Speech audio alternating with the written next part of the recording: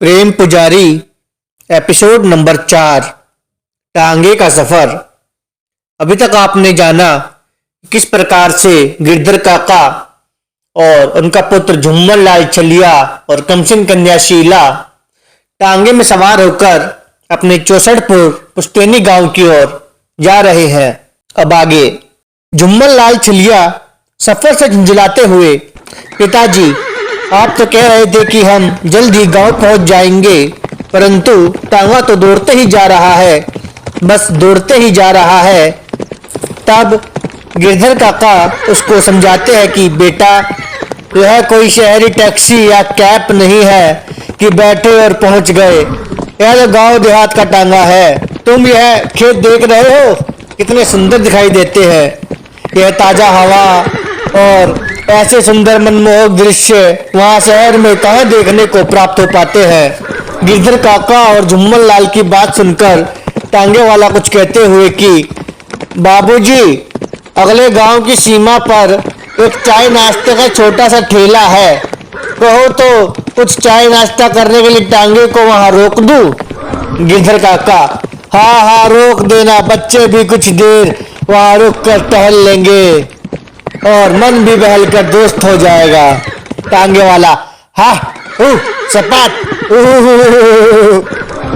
टांगे को हाँकते हुए तेज रफ्तार से दौड़ाते हुए अगले गांव की सीमा पर एक चाय नाश्ते के ठेले पर रोकते हुए शाबाश। वह खेतों से सटा एक छोटा सा ढाबे नुमा ठेला था, जहां कुछ गांव देहात के लोग चाय नाश्ता कर रहे थे। टांगे के यूं अचानक से रुकते ही शीला क्या गांव आ गया?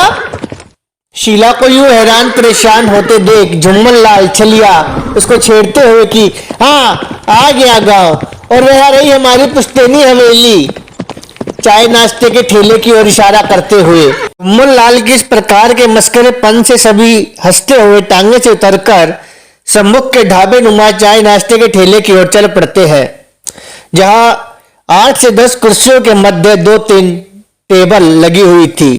वहां टेबल कुर्सी पर बैठकर सभी जन गांव टिक्कमपुर के मशहूर लौकी के परांठे और ठंडी मीठी छाछ का आनंद उठाते हैं।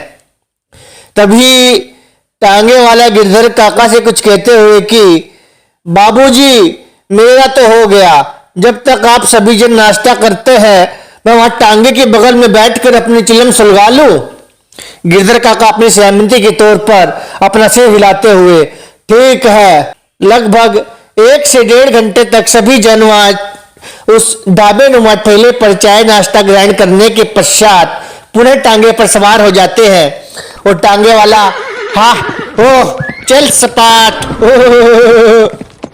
अपने टांगे को हाँकते हुए गिरधर काका के पुश्तैनी गांव 64 की ओर टांगे को हाँकते हुए तेज रफ्तार से दौड़ाने लगता है। बहुत से गांव देहातों के खेत खलिहानों के मध्य मार्ग से होते हुए टांगा दौड़ा जा रहा है, तेज और तेज, बहुत तेज। तभी अपने गिरधर काका की उस बेचैन आंखों में कुछ चमक दिखाई देती है। देखो मेरे बच्चों, हम अपने गांव की सीमा को छूने वाले हैं। गिरधर काका को अचानक से उत्साहित होता देख शीला आपको कैसे पता पिताजी, बताओ आपको कैसे पता? गिरधर काका एक गहरी सांस लेते हुए मैं जानता हूँ, देखना अभी एक पुलिया आएगी और ठीक उसके नीचे दराऊ दरिया का स्वच्छ मीठा शीतल जल छल छल छल छल करते हुए बहता हुआ दिखाई देगा। बचपन में हम बालकों की टोली के साथ अक्सर वहां स्नान करने आते थे और वहीं से प्रारंभ हो जाएगी हमारी पुश्तैनी गांव 64 की सरहद। अभी काका कुछ कहने ही वाले थे कि तभी झुम्मन लाल छलिया वो देखो मुझे पुलिया दिखाई दे रही है। झुम्मन लाल की उत्सुकता देख सभी उत्सुक हो जाते हैं। दराऊ दरिया के छल छल करते हुए बहते हुए शीतल जल धारा को देखने के लिए कुछ ही क्षण के उपरांत टांगे वाला चल सपाट टांगे को हाँकता हुआ दराऊ दरिया के ऊपर गिरधर काका के पुश्तैनी गांव चौसठपुर की सीमा के भीतर प्रवेश कर जाता है। अभी टांगे ने दराऊ दरिया के छल छल करते हुए, शीतल मीठे जल को पार करते हुए अपने गिरधर काका के पुश्तैनी गांव चौसठपुर के भीतर प्रवेश किया ही था कि तभी उनकी कमसिन पुत्री शीला, पिताजी पिताजी दरिया तो पीछे रह गया। इसके प्रत्युत्तर में काका, हाँ हाँ मेरी बच्ची, हम फिर कभी आएंगे दरिया के किनारे, देखना अत्यंत शीतल मीठा जल है दराऊ दरिया का। इधर गिरधर काका शीला से वार्तालाप कर रहे थे कि उधर टांगा हरे भरे लहराते हुए खेतों के मध्य से दौड़ते हुए गांव की माटी को अपने खुरों से हर दिशा में उड़ाते हुए, हाउ चल सपाट, तेज रफ्तार टांगा, टांगे के चारों ओर हरे भरे लहराते हुए ज्वार बाजरे के खेत, ऊपर नील गगन में इंद्रधनुषी आसमान, खेतों से नृत्य करते मयूरों का मधुर स्वर। ऐसा मनमोहक सुंदर प्राकृतिक दृश्य देखकर झुम्मन लाल छलिया की आंखें खुली की खुली रह जाती है। अपने पुत्र झुम्मन लाल छलिया की उत्सुकता को जानकर गिरधर काका उससे कुछ कहते हुए, पुत्र झुम्मन, बचपन में हम अक्सर यहाँ नृत्य करते हुए मयूरों को देखने आते थे। शीला कुछ उत्सुकता से, पिताजी हम भी नृत्य करते हुए मयूरों को देखने के आएंगे। आहा कितने सुंदर है, काश मैंने छू पाती। अभी गिरधर काका कुछ कहते इससे पहले ही टांगा कुछ और रफ्तार को पकड़ते हुए, हाउ चल सपाट, टांगा अभी अपनी चरम रफ्तार को प्राप्त कर गया था कि तभी, अरे रुको, बस यही रोक दो भाई, गिरधर काका निर्देश देते हुए टांगे वाले को, टांगे वाला हाउ है रोक, शाबाश के साथ ही टांगा खेतों के मध्य रुक जाता है। शीला पुनः उत्सुकता के साथ, पिताजी गांव आ गया, गांव आ गया क्या? गिरधर काका, हाँ मेरे बच्चे, झुम्मनलाल हैरानी से, परंतु पिताजी यहाँ तो सिर्फ खेत ही खेत है। गिरधर काका टांगे वाले को भाड़ा अदा करते हुए, यह लो भाई तुम्हारी मजदूरी, कम तो नहीं है? टांगे वाला, नहीं बाबूजी आपने तो कुछ अधिक ही दे दिया है। इतना कहते हुए टांगे वाला प्रसन्नता पूर्वक वहां से टांगे को मोड़कर वापसी की राह थामते हुए, हाउ चल सपाट, वहां से निकल जाता है। टांगे से उतरकर खेतों की ओट में गिरधर काका एक और को शांत चित खड़े हैं। तभी झुम्मन लाल पुनः, पिताजी हम यहाँ क्यों उतर गए? यहाँ तो सिर्फ खेत ही खेत है, ज्वार बाजरा मक्का ये सब खेत है। शीला, आहा मजा आ गया, कितना शीतल पवन बह रही है। अपने बच्चों की उत्सुकता को जानकर गिरधर काका, हाँ मेरे बच्चों, यहाँ सिर्फ खेत ही खेत है, ज्वार बाजरा मक्का ये सब खेत है, और यह मनमोहक नजारे, शीतल पवन के झोंके सिर्फ यही मिलते हैं। अब हम यहाँ से आगे का सफर पैदल ही तय करेंगे। गिरधर काका के मुंह से यह सुनते ही शीला कुछ अधिक ही उत्तेजित होते हुए, वाह पिताजी वाह, मजा आ जाएगा, कितने सुंदर खेत है, क्या हम खेतों के बीच से होते हुए जाएंगे? अपने बच्चों को ये अपने पुश्तैनी गांव की माटी से जुड़ता देख गिरधर काका को अत्यंत ही आत्म शांति का अनुभव महसूस होता है। हाँ मेरे बच्चों, हम खेतों को छूते हुए ही गांव के भीतर प्रवेश करेंगे। इस प्रकार से अपने गिरधर काका अपने दोनों बच्चों के साथ खेतों के मध्य से होते हुए गांव की ओर बढ़ चले। गिरधर काका अभी कुछ ही समय के उपरांत गिरधर काका, झुम्मन लाल छलिया और कमसिन शीला सभी खेतों के मध्य से होते हुए गांव के प्रवेश द्वार तक पहुंच जाते हैं, जहां दूर से ही उनको गांव देहात का लोक गीत संगीत रागिणी का एक स्वर सुनाई देता है, जिसको सुनकर गिरधर काका कुछ अधिक ही उत्साहित होते हुए, बच्चों, यह संगीत की धुन जो तुम्हें सुनाई दे रही है ना, इसे रागनी कहते हैं, रागनी। शीला हैरानी से, क्या रागनी? गिरधर काका मुस्कुराते हुए, हाँ मेरे बच्चों, रागनी। जैसे वह सभी गांव के समीप पहुंचते हैं, वैसे वैसे लोक संगीत रागनी का स्वर तेज और तेज, बहुत तेज होता जाता है। यहां से कहानी में एक दिलचस्प मोड़ उत्पन्न होता है। जैसे जैसे कहानी आगे बढ़ेगी वैसे वैसे आप जान पाएंगे प्रेम पुजारी से संबंधित बहुत से रोमांचक और दिलचस्प एहसास को, वह भी बेहद करीब से। गिरधर काका जैसे जैसे गांव के समीप पहुंच रहे हैं, वैसे वैसे अतीत के पन्नों में कहीं लापता उनके जीवन से जुड़े हुए वह एहसास, जिनका स्मरण होते ही वह आज भी रोमांच से भर जाते हैं, किसी चलचित्र के समान उनके नजरों के समीप से होते हुए गुजरने लगते हैं। जब वह भी दराव दरिया के जल के समान ही छल छल कल कल छल छल करते हुए एक कटी पतंग के समान संपूर्ण चौसठपुर में उधम मचाते थे। गिरधर काका अब गांव के प्रवेश द्वार को देखकर रुकते हैं, जो पूर्व की अपेक्षा बहुत ही विशाल और भव्य दिखाई दे रहा है। प्रवेश द्वार के समीप ही एक मजबूत ईंट चूना प्लस्तर से बना एक चौपाल दिखाई दे रहा है, जहां कुछ वृद्ध और युवा अत्यंत ही आनंदित दिखाई दे रहे हैं। उनके समीप ही गांव का एक विशालकाय हुक्का रखा हुआ है, जिसे वह अपनी अपनी बारी पर गुड़गुड़ा रहे हैं। चंद कदमों के फासले के उपरांत गिरधर काका, उनका पुत्र झुम्मन लाल छलिया और कमसिन शीला गांव के प्रवेश द्वार से होते हुए गांव के भीतर प्रवेश कर जाते हैं, जहां गांव के चौपाल से लोक राग संगीत रागनी का मधुर तेज स्वर अब भी हर दिशा में प्रभावित हो रहा था। तभी चौपाल पर बैठे व्यक्तियों में से एक बुजुर्ग, बाबूजी, किनके यहाँ जाना है? लगता है आप शहर से नए आए हैं। जिसके प्रत्युत्तर में गिरधर काका, हाँ काका, शहर से ही आए हैं और यह हमारा पुश्तैनी गांव है।